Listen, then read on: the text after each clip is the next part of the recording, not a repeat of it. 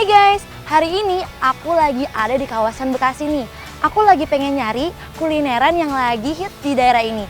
Penasaran kulinernya apa? Yuk ikutin terus.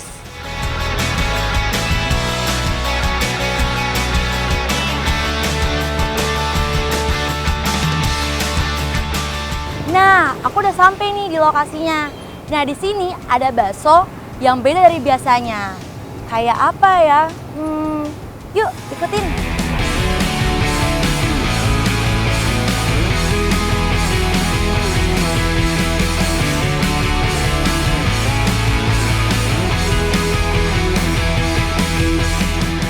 Yoi, bener banget guys.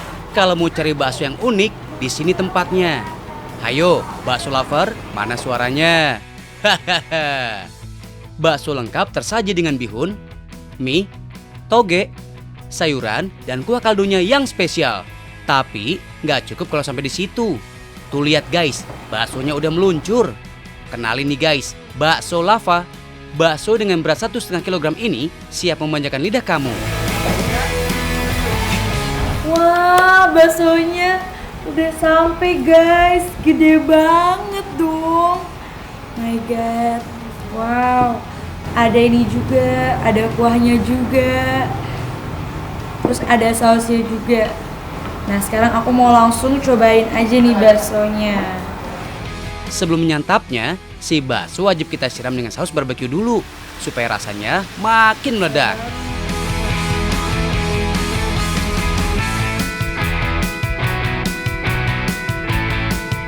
Beuh, ternyata di dalam bakso banyak ranjau cabai. Buat kamu yang suka makanan pedas, ini sih surganya deh. So, gak heran kalau namanya bakso lava ya. Karena saus sambal di dalamnya ibarat lava yang keluar gitu deh. Hot. Ditambah lagi, ada sekumpulan bakso tersembunyi di dalamnya guys. Gimana gak bikin beleberan gak sih? Hahaha. Boleh banget kan enggak? Ngapain?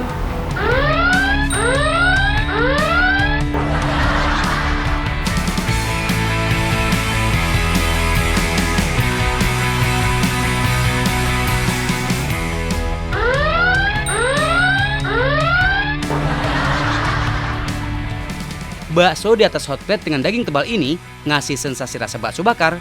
Kuah kaldunya disajikan terpisah guys. Ada kuah kaldu biasa dan kuah kaldu jablay beserta irisan cabai rawit. Tekstur bakso yang kenyal dan rasa pedasnya nendang guys. Gimana kak? Nyerah apa lanjut dimakannya? Hai. Cabai mengandung capsaicin guys. So, gak heran kalau makan pedas bisa menambah selera makan juga loh. Capsaicin menghasilkan panas dalam tubuh dan meningkatkan metabolisme. Nah, kalori dan lemak yang dibakar pada saat mencerna makanan pedas lebih banyak deh. Tapi jangan kebablasan juga, kasihan ususnya. Hihihi. Pedas banget guys, tapi mantap.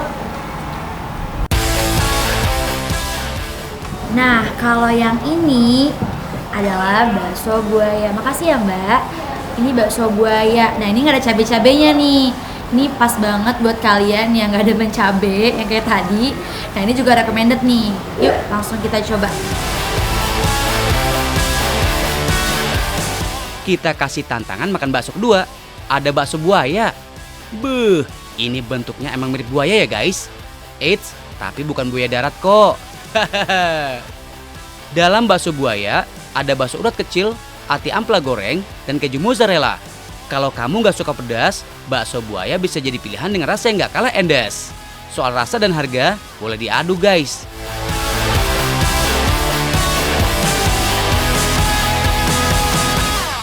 Tampilan yang instagramable emang pas untuk koleksi foto kuliner ala milenial zaman now. Termasuk bakso rusuk setan juga tuh.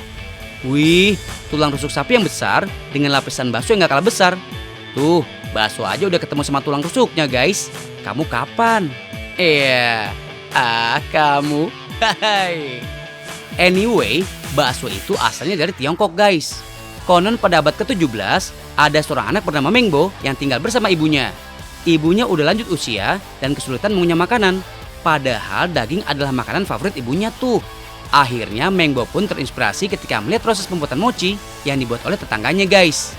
Dia pun mengaplikasikannya pada daging, lalu menyulapnya jadi bakso. Nah, karena kesuksesan resep baksonya lah, akhirnya bakso makin hits di Tiongkok. Dan pastinya masuk Indonesia sampai sekarang.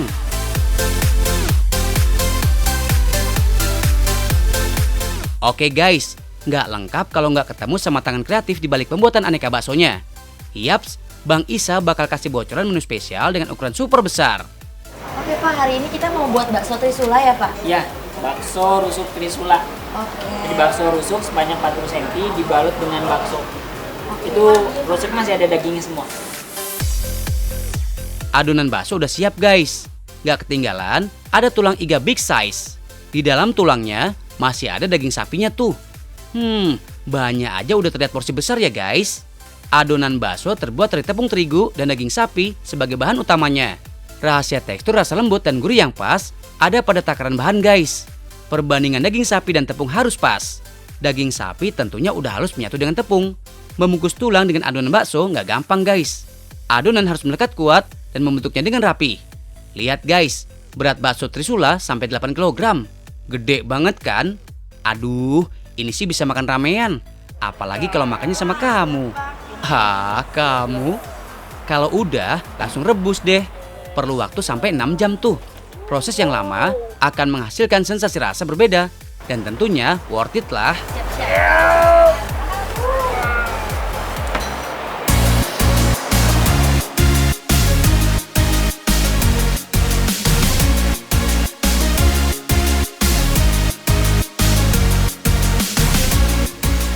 Kalau masih kurang, jangan sedih guys.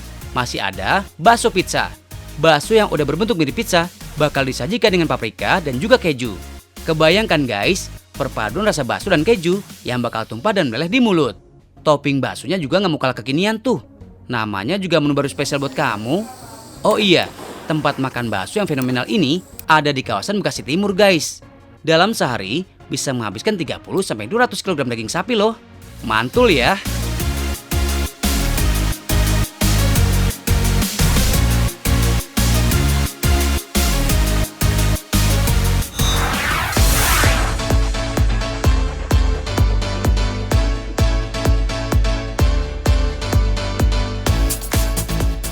Menu ayam emang udah jadi menu favorit semua kalangan ya guys.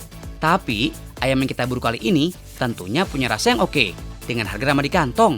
Yaps, ayam guling yang ada di kawasan Kota Bambu Utara ini ngasih sensasi rasa bumbu rempah yang meresap dan tentunya pas di lidah. Ini dia guys, bumbu lengkapnya. Bawang merah nggak pernah absen tuh. Pertama, kita haluskan bumbunya dulu ya. Ketumbar sebagai bumbu rempah senior alias udah sejak lama digunakan guys. Dia berperan ngasih rasa yang gurih, pedas, dan kuat pada masakan. So, ketumbar jangan sampai ketinggalan ya. Ayam broiler yang dipilih juga harus segar ya. Tips daging ayam yang baik bisa terlihat dari kulit ayam yang bersih. Pembuluh darah pada tubuh ayam terlihat. Dan juga nggak ada memar, bulu jarum, dan bulu halus pada kulitnya. Jika ditekan, teksturnya kenyal guys. Dan aromanya pun bisa kita tahu apakah ayam itu masih segar atau enggak ya. Masukkan bumbu rempah ke dalam bagian ayam karkasnya guys. Ayam karkas itu ayam tanpa leher, kaki, dan organ dalam. Nah, dengan bantuan tongkat yang ditusukkan pada ayam utuh ini, kita bisa langsung memanggangnya deh. Yang jadi andalan adalah aneka pilihan sambalnya guys. Siapa lagi kalau bukan cabai yang ngasih sentilan rasa pedas.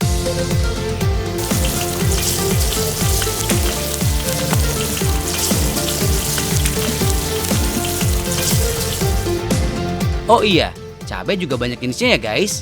Ada cabai merah keriting, cabai rawit, dan teman-temannya deh. Cabai rawit ukurannya lebih kecil dan pedasnya nampol. Meskipun warnanya berbeda, tapi mereka masih satu visi dan misi tuh. Sama-sama membakar lidah. Tara, ini dia guys, ayam guling Kota Bambu. Satu ayam makan sendirian, siapa takut? Oh iya, kamu termasuk yang penyuka kulit ayam? Paha, dada, atau sayap guys. Hai. Kalau aku sih sukanya sama kamu. Kamu. Hai. Lanjut ke info aja deh.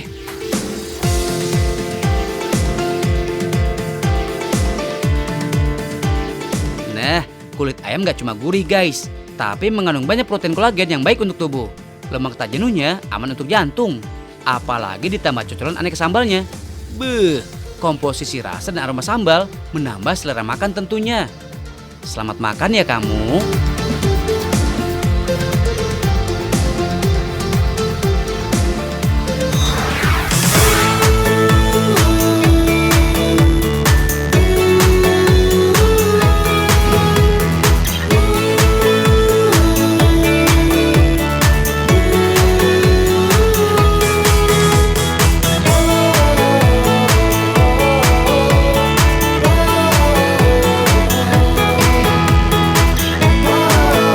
Jalan-jalan ke kota Solo, pulangnya jangan lupa beli oleh-oleh ya guys. Kalau bingung mau ngebungkusin apa, buah tangan yang satu ini bisa jadi pilihan. Namanya bolu abon gulung, bahasa kekiniannya floss roll. Dalam satu kotak, kamu bisa mendapatkan 8 potong bolu abon. Lumayan kan banyak, harganya juga cukup terjangkau guys. Antara Rp49.000 hingga Rp59.000 rupiah, tergantung varian rasanya. Favoritnya sih abon daging sapi. Harganya juga paling mahal. Hihihi. Mumpung lagi ada yang bikin, kita intipin dulu yuk. Meski judulnya bolu, tetapi bahan-bahan yang digunakan adalah bahan untuk membuat roti. Ada tepung terigu, susu, dan ragi. Kalau bolu kan biasanya pakai baking powder atau baking soda ya. Karena ini bolu istimewa, kita pakainya ragi. Fungsinya sih sama-sama untuk membuat adonan mengembang. Oh iya, meskipun tampak seperti debu, ragi ini berisi mikroorganisme loh guys. Ada bakteri baik yang membantu membuat adonan mengembang. Untuk tepung terigu, kita gunakan yang proteinnya tinggi guys. Jadi gini guys, untuk membuat bolu roti ini, kita membutuhkan gluten yang hanya terdapat dalam tepung terigu. Nah, gluten itu adalah jenis protein yang tidak larut dalam air dan berfungsi untuk menahan gas yang terbentuk selama proses peragian. Gluten baru bisa terbentuk jika tepung diberi air dan diuleni. Mixer semua bahan jadi satu ya guys, sekitar 20 menit. Baru deh, adonan ditimbang sebanyak 2,5 kg. Setelah itu, adonan dibagi-bagi sekitar ukuran donat yang nantinya akan dimasukkan ke dalam prover. Tahap ini namanya proofing, yaitu salah satu tahap pembuatan roti di mana adonan harus diistirahatkan. Tujuannya sih biar adonan mengembang maksimal sebelum akhirnya dimasukkan ke dalam oven.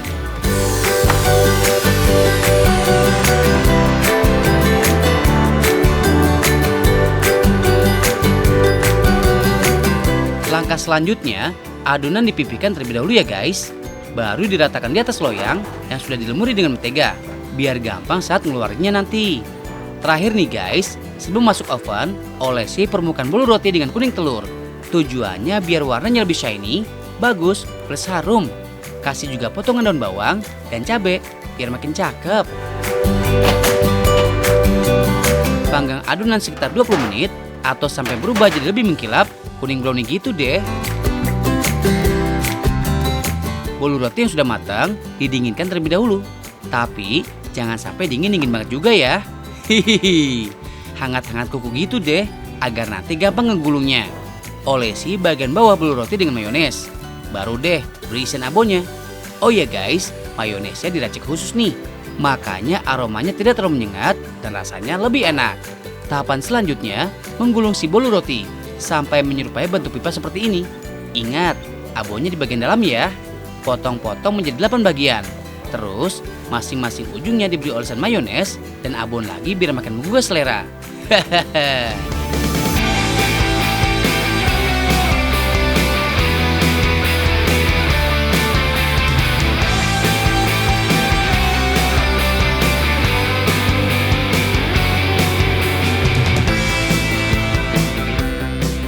Oh ya guys, selain abon daging sapi, ada beberapa varian lainnya juga nih. Ada abon sapi pedas dan ada abon daging ayam juga. Soal rasa, dijamin bakal puas banget. Nggak seperti kebanyakan roti yang abonnya cuma ada di luarnya aja. Kalian lihat sendiri kan, bolu yang satu ini punya abon yang melimpah guys. So, buat oleh-oleh, mau bawa bolu gulung abon yang mana nih guys?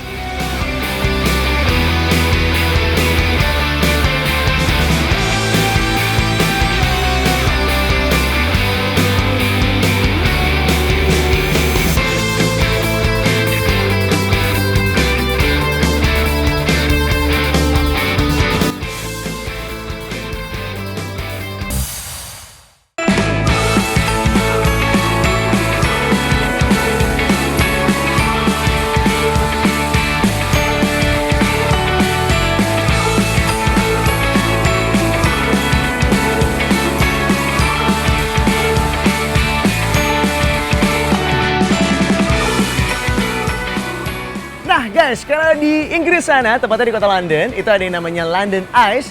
Di Indonesia, di Jakarta, kita nggak mau kalah. Kita juga punya yang namanya J-Sky Ferris Wheel. Kayak apaan? Kayak gini nih. Ini yang terbesar di Indonesia. Gokil ya. Kita mau naik, pengen nyobain walaupun saya takut sama ketinggian. Tapi saya anaknya butuh tantangan. Saya akan menantang diri saya sendiri buat naik. Hah, siapa takut? Deg-degan. Yuk, sikat. Hai Mbak, ini ya? Oke. Mari silakan. Terima kasih. Kita langsung naik.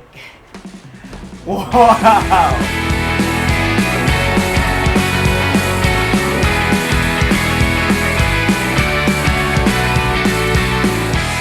Guys, hampir tiap negara punya kinceria alias biang lala alias Ferris wheel yang jadi ikon kebanggaan. Sebutin ya, ada high roller di Las Vegas, Amerika Serikat, London Eye di Inggris, Singapore Flyer di Singapura. Nah, kalau Indonesia punya ini nih. Nggak cuma seru, di sini kalian bisa menikmati keindahan kota Jakarta dari ketinggian. Ush, agak deg-deg ser juga sih. Hihihi. Apa artinya muka saya udah mulai panik? Tapi sepanik-paniknya saya masih ngerasa agak tenang karena sebenarnya J-Sky Ferris Wheel ini dirancang oleh ahli dari Jepang. Jadi selain dia udah ada anti gempanya, kemudian dia juga anti terhadap petir. Jadi kebayang ya, agak ngerasa nyaman kan sekarang? Tapi kalau dengar informasi berikutnya, nyamannya sudah mulai berkurang. Kenapa? Karena tingginya ternyata adalah 69 meter di atas permukaan laut. Kebayangkan rasanya kayak apa? Nih, ada butiran-butiran keringat dingin ini dari mana? Dari kepanikan dan kecemasan diri sendiri ya kan? Dan ternyata ini juga menjadi yang tertinggi di Indonesia, versi Museum Rekor Indonesia, versi Muri. Itu dia. Maaf ya, udah mulai tegang nih. Ini kok berhenti ya? Kayak nggak ada pergerakan apa-apa gitu. J-Sky Ferris Wheel ini sebenarnya sudah ada sejak 2017 lalu. Tapi, yang ngantri buat naik masih banyak aja loh. Meski udah hampir 3 tahun, kamu nggak perlu khawatir guys. Karena perawatan mesin bagian dalam dan luar selalu rutin dilakukan. Dijamin aman deh. Nggak ada batasan usia buat bisa menikmati wahana ini guys.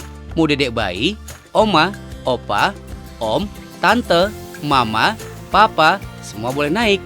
Asal bayar tiket ya, Rp50.000 aja per orang. Duh, makin ke atas, makin bikin deg-degan nih.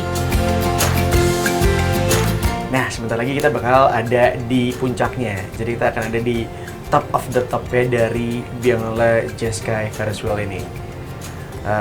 Bisa dilihat, genggaman tangan saya makin lama makin erat ya.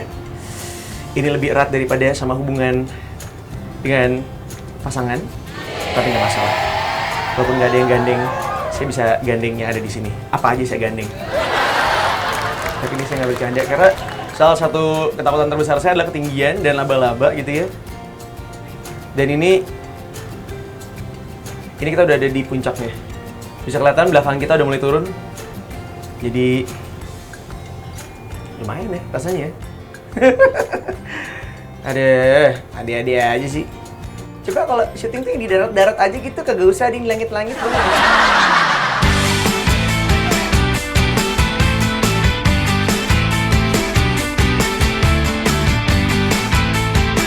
Mau sensasi berbeda, ada paket romantik dinernya juga nih guys. Menunya bisa pilih, mau yang versi barat atau hanya sekedar nyemil-nyemil cantik kayak gini. Boleh. Hihihi. Sayang aku datangnya sendiri. Begini nih nasib jomblo. Nah, jadi satu lagi tips yang bisa dicobain kalau misalnya mau makan kayak gini nih, dinner tapi di atas ketinggian, diusahain di pergantian gitu. Jadi antara sore ke malam, biar romantisnya lebih dapet. Kebayangkan ini temenin sama lampu-lampu yang cantik.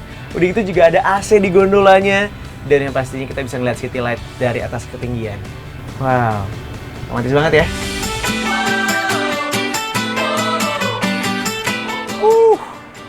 Akhirnya ngerasain juga naik Bianglala tertinggi di Indonesia. Rasanya lega.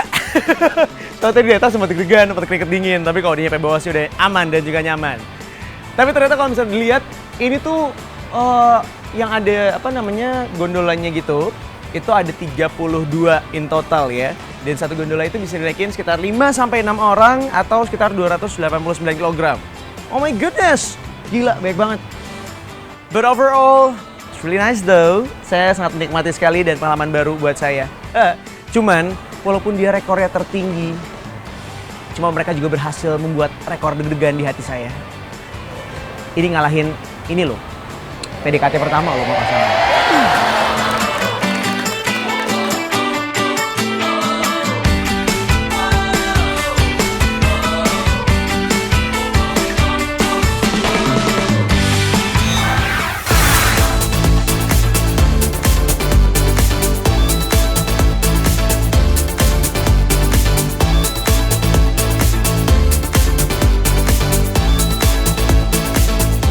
Tahu nggak sih, makin tahu, makin banyak ilmu.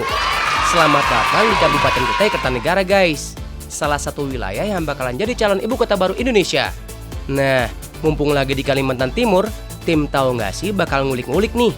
Apa aja sih yang menarik dari kota ini? Karena tak kenal, maka tak sayang. So, here we go guys. Kutai Kertanegara terbelah di antara panjangnya aliran Sungai Mahakam. Selain alamnya yang indah, Kutai juga memiliki pesona budaya yang tak luntur oleh waktu guys. Kalau kalian berangkat dari Balikpapan, butuh waktu sekitar 3 jam untuk sampai di sini.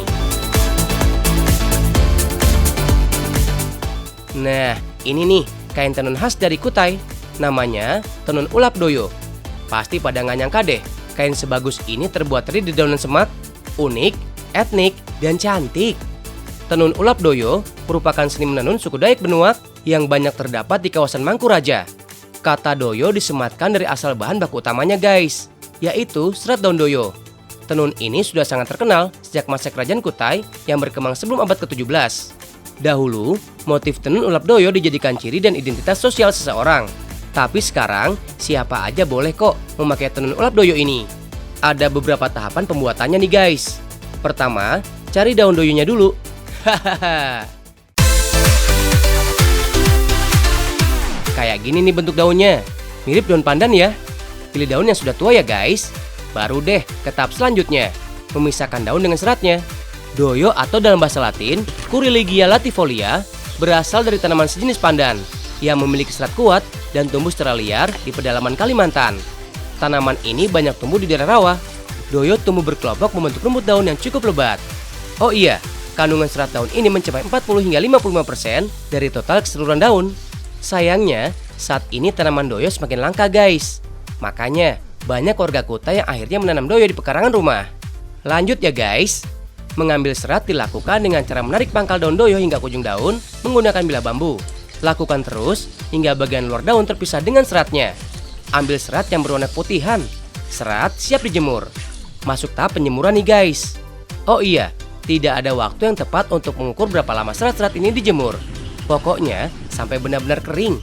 Baru deh bisa masuk ke dalam tahap pewarnaan.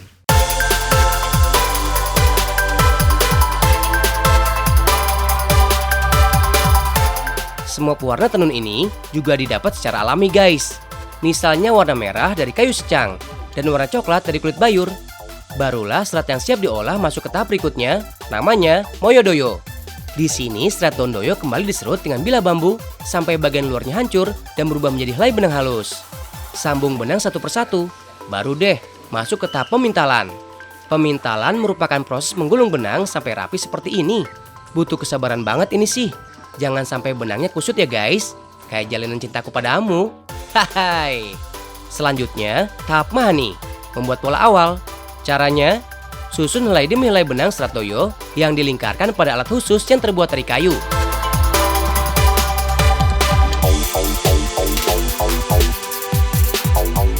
Pola awal yang sudah dibuat, selanjutnya masuk ke proses pengikatan tenun. Kalau bagian ini sih, hampir sama dengan proses pembuatan tenun lainnya, yaitu dengan cara mengikat bagian-bagian tertentu menggunakan tali rapia. Sebelum masuk ke tahap berikutnya, tenun ikat harus melalui proses pewarnaan dan didiamkan selama kurang lebih 1 bulan. Baru deh siap ditenun.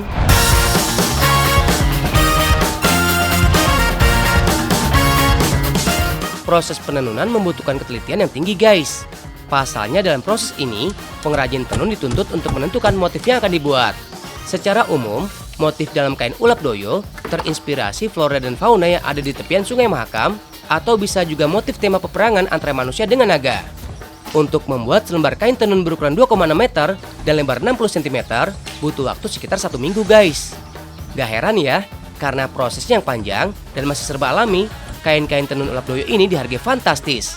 Mulai dari ratusan ribu rupiah untuk motif paling sederhana, hingga puluhan juta rupiah. Tertarik nggak nih buat nambah-nambah koleksi kain etnik kamu? Hahaha.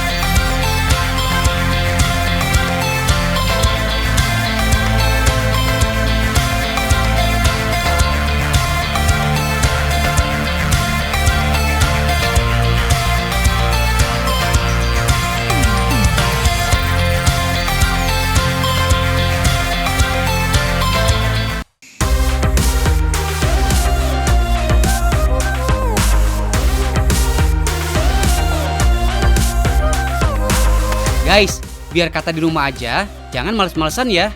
Ayo olahraga, karena tubuh harus tetap gerak ya guys. Selalu bergerak adalah kunci tubuh tetap fit dan bugar. Badan jadi lebih sehat, mood jadi lebih bagus, imunitas meningkat, dan dapat menangkal penyakit. So, ayo bangun, jangan rebahan terus.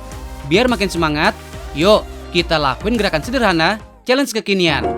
Any Song Challenge.